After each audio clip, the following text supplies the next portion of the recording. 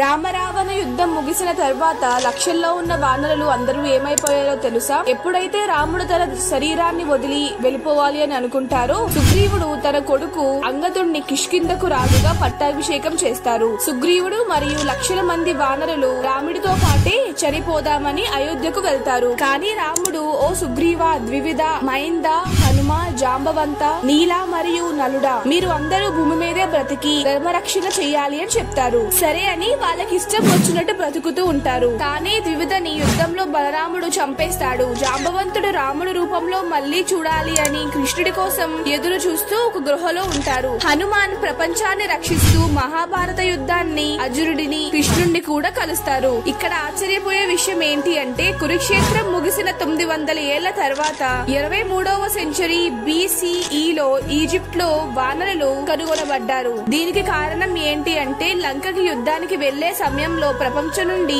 దాదాపు 20 కోట్ల మంది వానరులు సాయం కోసం పిలుస్తారు. ఇప్పుడు ఒక్కొక్క వానరుడు ఒక్కొక్క చోట నుండి రాముడికి సాయం చేయడానికి అప్పట్లో లంకకి చేరుకున్నారు. యుద్ధం ముగిసిన తర్వాత ఎక్కడ నుండి వచ్చారో అందరూ అక్కడికి తిరిగి వెళ్లిపోయారు. అలా ఈజిప్ట్ నుండి కూడా రాముడికి సాయం చేయడానికి వచ్చారు. మీరు ఇదంతా నమ్ముతారా? కామెంట్ చేసి మీ అభిప్రాయాన్ని చెప్పండి.